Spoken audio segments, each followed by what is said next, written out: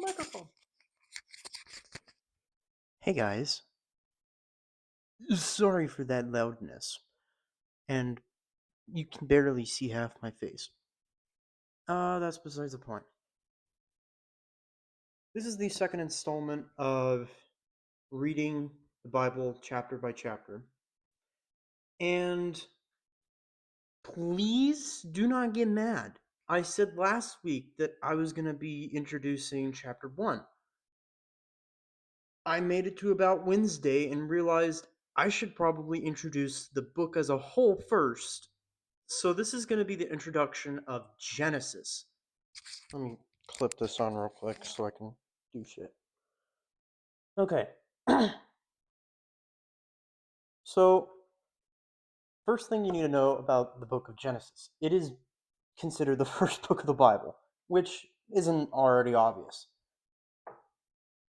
The first book in something called the Pentateuch, which is also commonly known as the Torah, the Jewish or Hebrew holy book.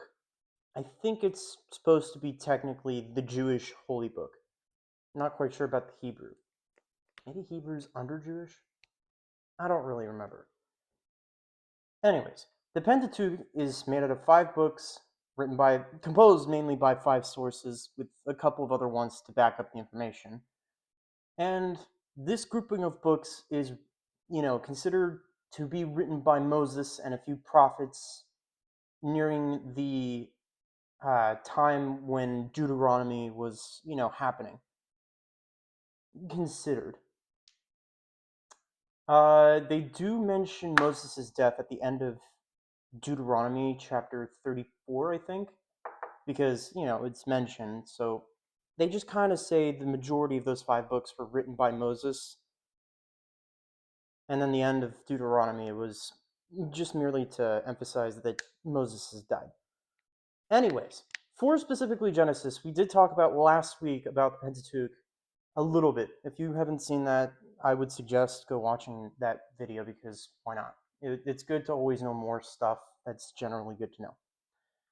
Anyways, I talked about how there are 5 main sources that compose the majority of the Pentateuch. J source, E source, P source, D source, and R source. This main compilation of sources to make these 5 books generally talk about the history and the rituals that would have been performed in ceremony for the Jewish law, I guess you could say it like that. So J-Source mainly talks about the patriarchal domination narrative of, Abraham, Isaac, Jacob, and Joseph, and Adam as well, with Earth's storytelling. Human-like interactions and themes of promise, deception, and providence, the whole theological narrative as well. It's just like tall tales, but they're mainly true. Let's see. E-Source is about mainly Abraham and Jacob's stories. It also heavily stresses prophetic elements of the northern tribal concerns and whatever. And on top of that, it often parallels with J-Source, just with more distant divine portrayal, whatever. P-Source was written by the priestly circle of Moses or whatever you want to call it. And, it's really just cosmology and talking about the flood, genealogies and covenants. It's that one, that stuff. You get it. You get what I'm trying to say. Anyways, those are the main sources that are pretty prominent in the book of Genesis, so I'm not going to get into too much into the other 2 because, they're not really important to the book of Genesis. The word Genesis is actually Latin, and it derives from an ancient Greek word that has a meaning for a lot of different things. The the main five things that I could find the meaning to, were origin, birth, beginning, source, and generation. Nah. So, oh gosh, I know I'm gonna butcher this word up so terribly, the literal word. So I'm gonna try my best to draw it on my whiteboard. What the hell? Why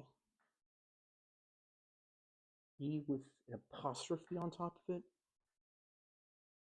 V E without an apostrophe.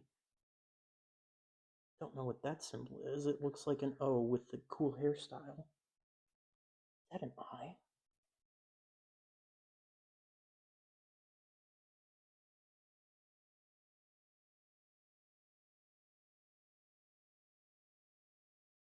Oh no, I see what that is. It's like a Y.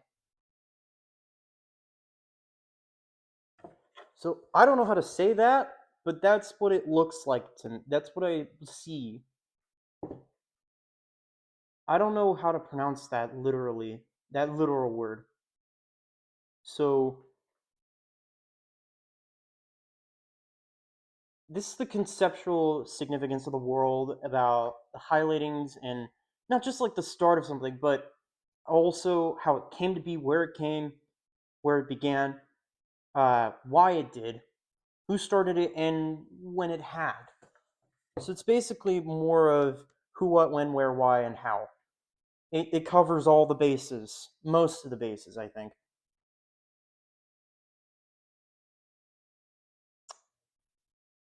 Da-da-da-da-da. It covers most of the aspects of creation and of time. So it's very generalized. Speaking of general, the general structure of the book of Genesis is split between 50 different chapters. Chapters 1 through 11 are considered the primeval history, where it talks about the creation of everything, the fall of man, Noah's flood, and the Tower of Babel stories, and a few other stories that I'll get along the way. Where it teaches the history of how God created the universe and of men. It does mainly focus on how the earth is made and the history that happens between the beginning of time, making it all the way up to Tower of Babel. It just talks about that kind of stuff. Chapters 12 to 50 are considered ancestral history. There's stories like Abraham, Isaac, Jacob, and Joseph, where it teaches the history of how God uses one family to make promises and a covenant to bless the whole world. With this general idea, the book of Genesis explains where the world came from a biblical point of view, and how evil came into that world and began in the beginning of the story of Israel. Well, okay, not I don't think it's the beginning of Israel, just of Jewish people in general, because they never usually have a land that they stay to because of the curse, I think.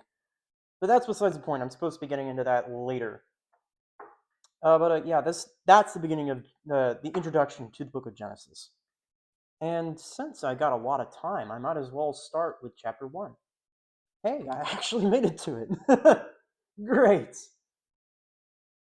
Okay, Genesis chapter 1, the beginning of all creation. This is the book that explains the beginning of the world, of the universe, and of existence itself.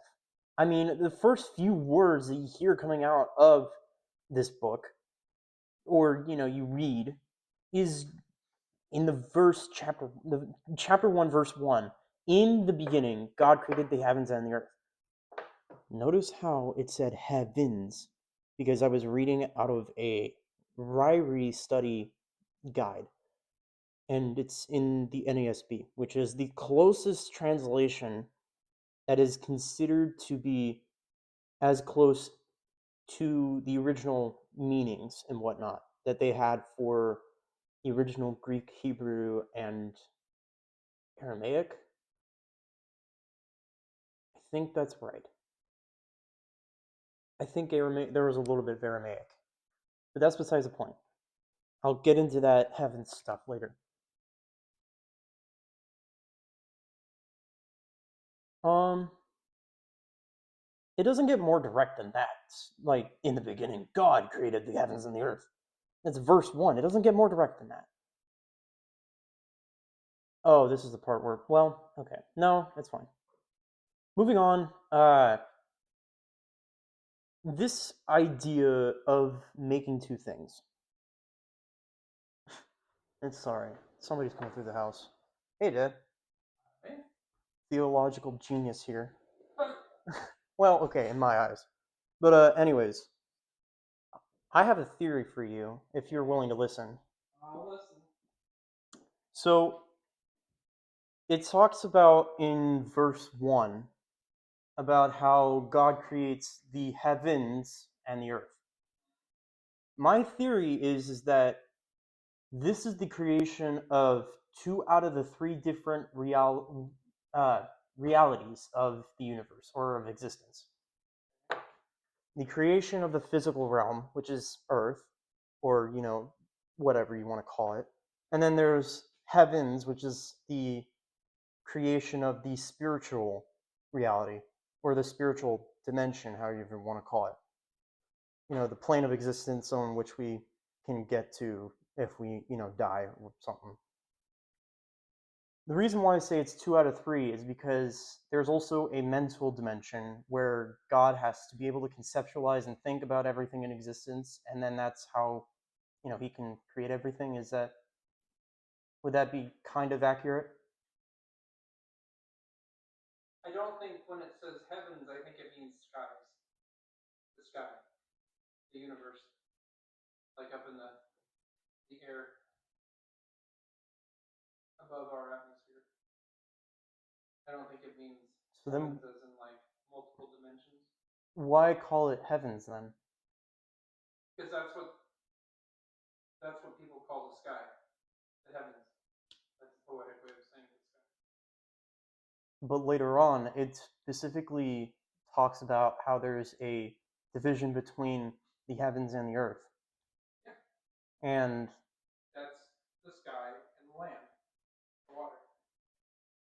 well, with my theory, it also directly separates skies and heaven later on as well, because for all the birds to fill the skies when God's Right, creating it's the earth. above the atmosphere. So you have like the ozone layer that keeps gravity, everything that keeps us here, right? Right. Outside of that, when you take a rocket ship out and go to like the moon or whatever, that's the heavens. That's why it says the heavens declare the glory of God. It talks about the stars in Psalm 119. That's interesting. Yeah. So then, when was the creation of heaven the spiritual place that we I think it's always been. conceptualize? God's always been, so that's where he lives. So God, at the beginning of time, or before that, lived in a place called heaven, which is the considered name for the afterlife, or one of the different forms of afterlife. And you think that was already made? Yep. I think that there's a place that he's preparing for us. Which is supposed to be the New Jerusalem. No, that's not for us. That's for Israel. But that's another argument. That's a whole other argument altogether. But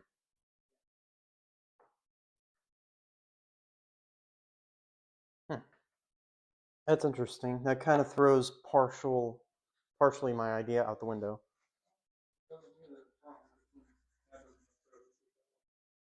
Oh, that's fine. Well, anyways, I'm glad I was able to talk to you about that because, part of this is a major part of it is talking about this idea that there are two realms of reality that you can get to. We're all stuck in the physical, but we have to die in order to make it to the spiritual, since our souls are connected to our physical bodies, whatever. But it is what it is.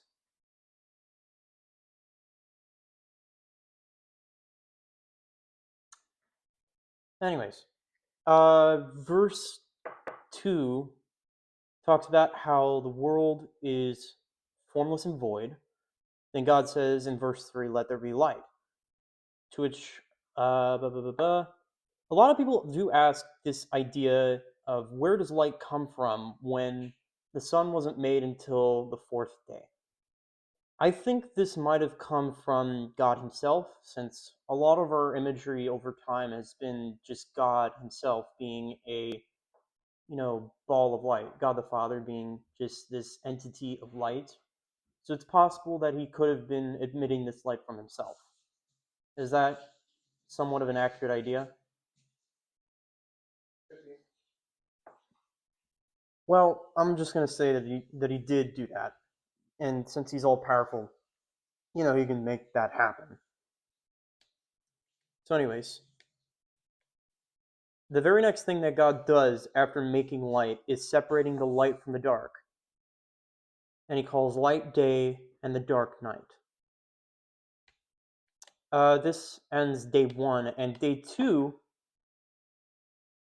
it goes on to talk about God separating the waters of heaven from the waters of earth.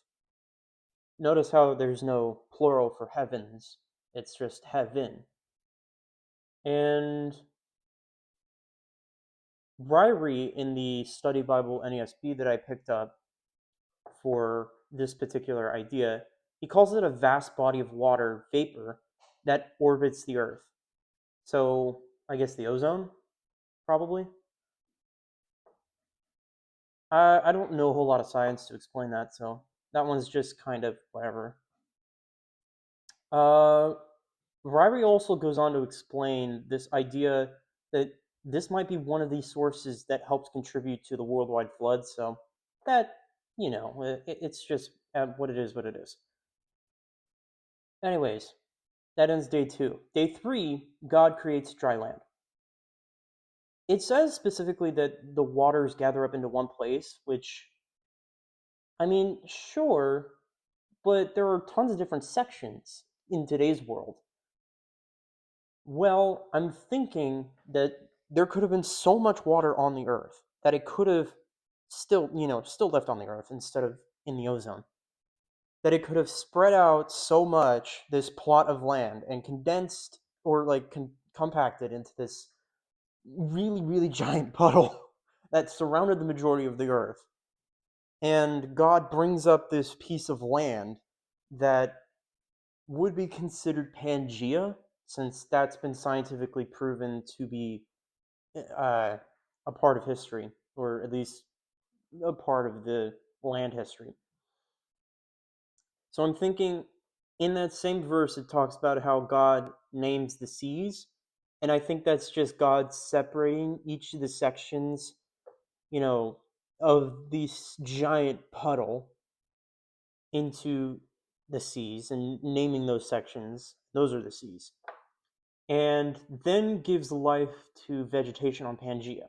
Probably fully mature because it doesn't exactly claim so in the Bible, but you know, this I I expect it to be fully mature because later on in the chapter it talks about how the animals of the earth on day 6 get created, yada yada yada. So this is kind of like I expect it to be fully mature. But anyways, that's besides the point. Um, man, I'm losing time very quickly. This can go on forever. I don't really care. Uh, Ryrie goes on to talk about something about the by their kinds for the vegetation, seeds by their kind, and he's kind of unsure what that could mean. It could mean genealogy or familias or something else that is a different category of biology altogether. But the way he explains it, it's just the seeds that create that particular, genealogy of that particular plant so that it can continue growing on later on. You know, keep getting planted and growing and planted and growing and planted and growing and planted and growing. Um,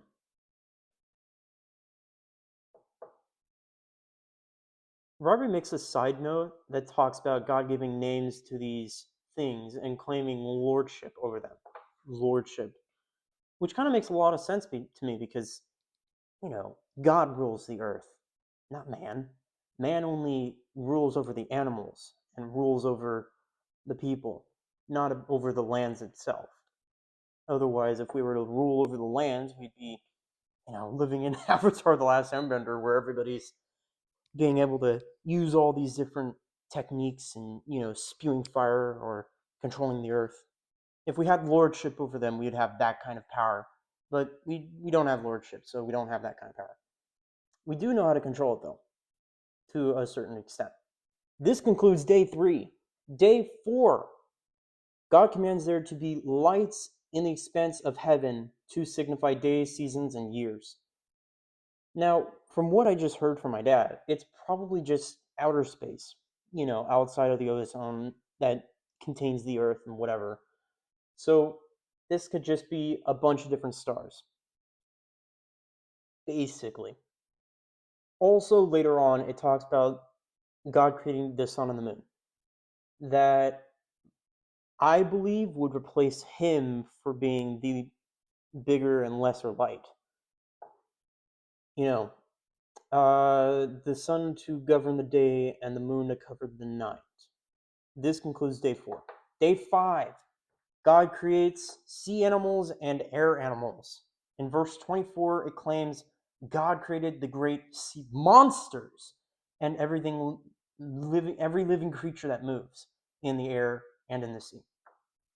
This brings me to the assumption, so take it with a grain of salt, that God had a moment of creating all sea life, which may include, uh, aquatic dinosaurs, leviathans, maybe something like the kraken, just as a thought. But when it also mentions birds to fill the skies, I don't think monsters that could fly like dragons and wyverns would have been created yet because it only claims an every winged bird of its kind. So I don't think dragons could have been could have been made around this point. Maybe later on in day 6, when all the land animals, whatever, because there are a lot of birds that are still land animals, like penguins and ostrich, because they don't technically fly. They can't technically fly. They're not made for flying in the air. But yeah, God commands them to be fruitful and multiply, which I believe is like the creation of sexual intercourse for the first time. So that's day 5.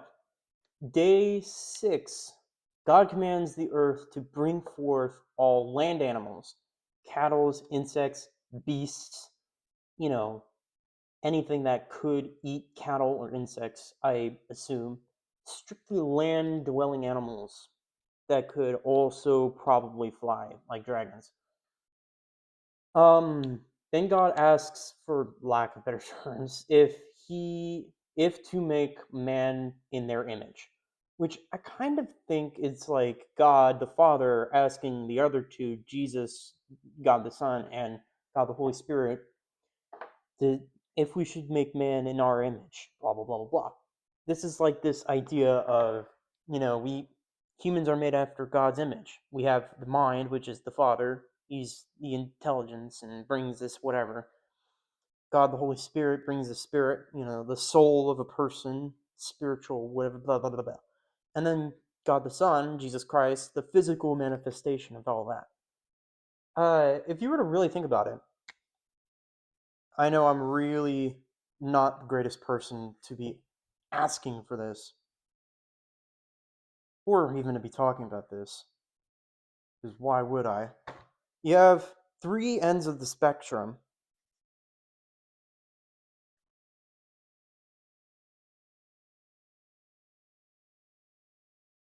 You have the Father, the Son, and the Spirit, and in the direct middle of it, it's God.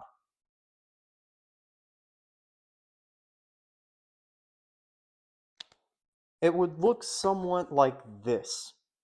You have the Father, which is the mind, all the way up here. You have the Son over here, and then you got the Spirit. The Father is the mind, Son is the physical, and the Spirit is the spirit. The consciousness, I guess. On the spectrum, all of existence lives. Whether it's, somewhere like, let's say, humans. Humans are made in God's image, but we're not exactly like God. So we kind of have. Here, let me use a different pen to make significance out of this. I'm going to use a different pen. I'm going to use red for humans. We live in a circle around God because we're not God. Otherwise, we'd be able to control everything in the universe, which we're not able to. We've proven that just by looking at stuff. Because we do have intelligence, the mind. We do have the spirit, the soul, consciousness. We do have physical, but we're not in the dead center because we're not exactly like God. But we are made after his image. Anyways, let's say now we go for a rock. Rock is purely physical. It is purely physical. It has no mind to make up what it does, and it has no spirit. So it'd be all the way over there in the sun realm. How about conceptualized characters? They don't exactly have a physical form, and neither do they have exactly a spirit, but it's more of like a concept. So they would be, man, that's really faded out. I apologize if you can't see this, but I really hope you kind of do. It's a really faded green. He would be up there next to the mind because they're really conceptual characters. They have no physical, until you put an actor to it and make a movie out of it. They don't exactly have a spirit unless the author demands for it. And, let's say personality traits. Depending on who they're given to for humans, they can do a lot of stuff depending on the situation that they're in. But given though personality traits don't exactly have bodies of their own and, they don't have minds to conceptualize, they're just, things that can do stuff without, whatever.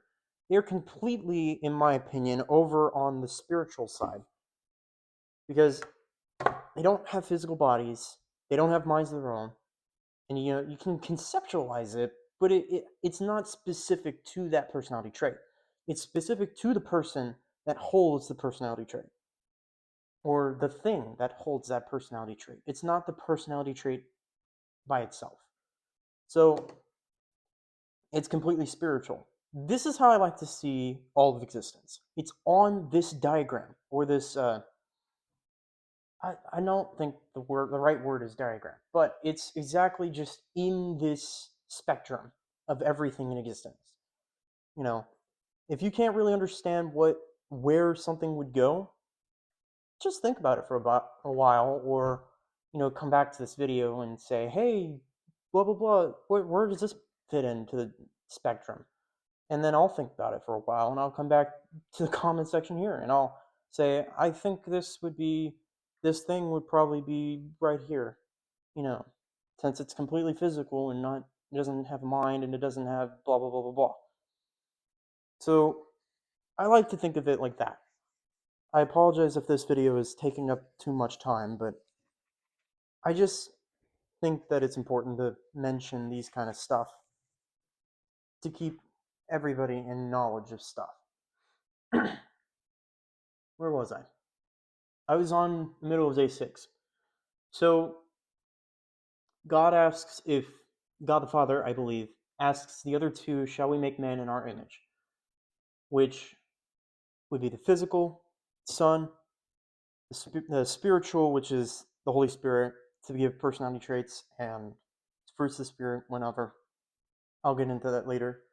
And then the mental, which is the father that brings on intelligence and whatever conceptualization. God commands them both to both man and woman, being Adam and Eve, to be fruitful and multiply as well, to get and to rule over everything that moves on the earth, which means all the animals, not the land itself, even though it could move with erosion and whatever. Before the end of this day, God yells to everything, "Behold, I give you the plants of the earth to eat," which is basically like a have at it moment for all of life on the planet to start eating the vegetation. To which I think at this point, all the biologies would have had to either been made for all the animals and even humans. Everything would have had to have been fully mature if this is happening day by day. The same 24 hours that we're living, sort of. You know, or this uh there was this really weird evolution thing, which it does make sense to me, where day by day it's way longer than we think it is, and this creation of you know animals and humans having this time of evolution to adjust to whatever natural bodily things to make it work so that they can eat and drink and be used to this stuff on. I don't believe in that. So it has to be either fully mature or this evolutionary stuff, which I don't understand and I don't believe in either. But so that's why I think everything has to be fully mature, because if it's going day by day, then it only really took 3 days before all of animals can eat plants and vegetation.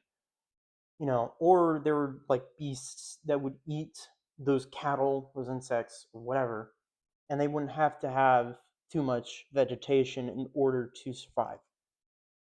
So the idea that murder would have existed, or like animal hunger, pains, or whatever. I don't know what tangent I'm going off of on this, but it's either everything fully matured and you know it only took a few days before all of the animals and all of the people, which were just Adam and Eve, to go and get the first bite of vegetation or whatever, or there's this evolutionary idea which I don't really understand.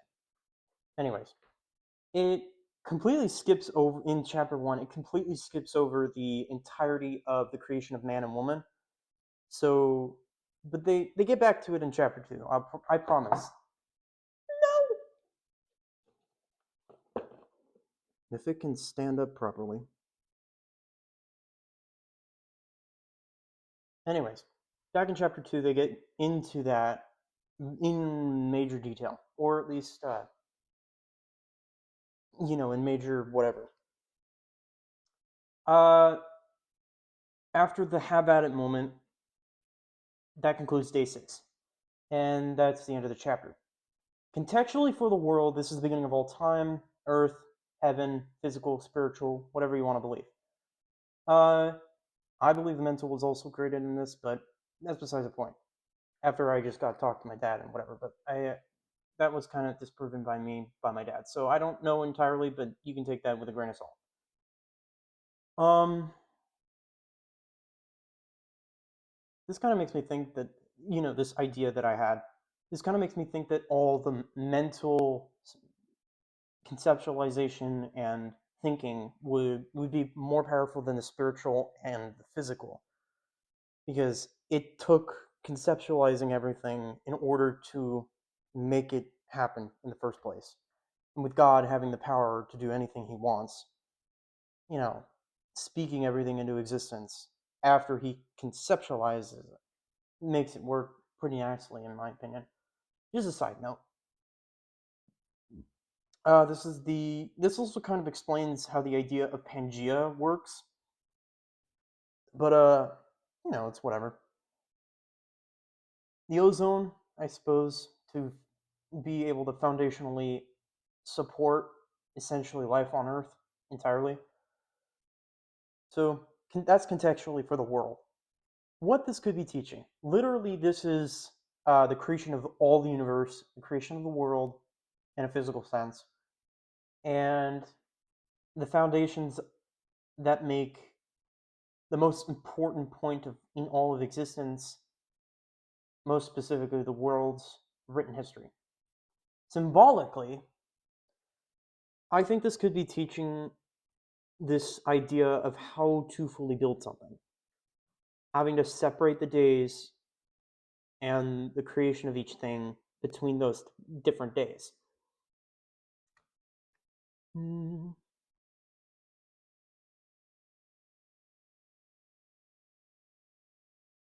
For me, it looks pretty obvious that it should be clear that making different things should take time. Like, let's say, making plants. That was on a different day. Making animals. That was on a different day. You know, those things were on different days. Uh, the creation of man was also on the same day as making land animals. Even like at that, God had to separate sea and air animals from land and humans. So it's like that kind of doesn't. You have to separate it in order for it to be fully made. So you got to take things step by step at a time, separately, in order for everything to work with each other. So the first thing that you should be doing is having an idea in your mind: the creation of heavens and the world before light. Then you got to put some light onto it. Think about it. The commandment of light, which could have possibly came from God himself, as a way of thinking about it first. So it's like you got to put some light on it. Think about it first. Can this possibly happen? First day, have the idea. Second day, think about it. So take however long you need to do in order to think about it. Uh, so separate the good from the bad, which is light from dark, about this specific idea. Once you have that all into place, which could take a lot of time, like a day, then move on to step two. Isolate and solidify this idea by making sure it's its own entity. Making the ozone, possibly. As soon as you make sure of that it's its own entity, you move on to step three. Make space and having all the right equipment for it, which is making land and vegetation on that land. Step four is bringing other people onto this idea so that they can think about it too. The creation of sun, the moon, and the stars to create other sources of light. Step five is building around this idea to fortify the foundation of actually making it work. The creation of sea and air animals. Step six is actually building the idea you had in the first place. The creation of the land animals and humans. This is also possible. This. Let me restart that sentence. There is also a possibility that this could be just the baseline process, step process, to do anything, with a few changes on how it looks. Regardless, this was God showing us how to accomplish something, with later on step 7 being rest. But that's in chapter 2. Metaphorically, what could this be teaching? Well, there's not a whole lot to write down that I haven't already written down myself. So there's not a whole lot to explain here. I apologize if this took for way too long, but this is two different things. So 20 minutes on each thing, I guess. That is the first technical installment of reading the Bible chapter by chapter. I will be trying to get into chapter 2 next week, but I do have a thing coming up, so I don't know exactly how that's going to work out. So please bear with me as I try to micromanage over this next upcoming week and going on into the next couple of weeks because some things might be changing. Because I got extra stuff that I need to work on and blah, blah, blah, blah, blah. But, anyways, let me know what you think down in the comments. If I missed anything, please let me know about that too.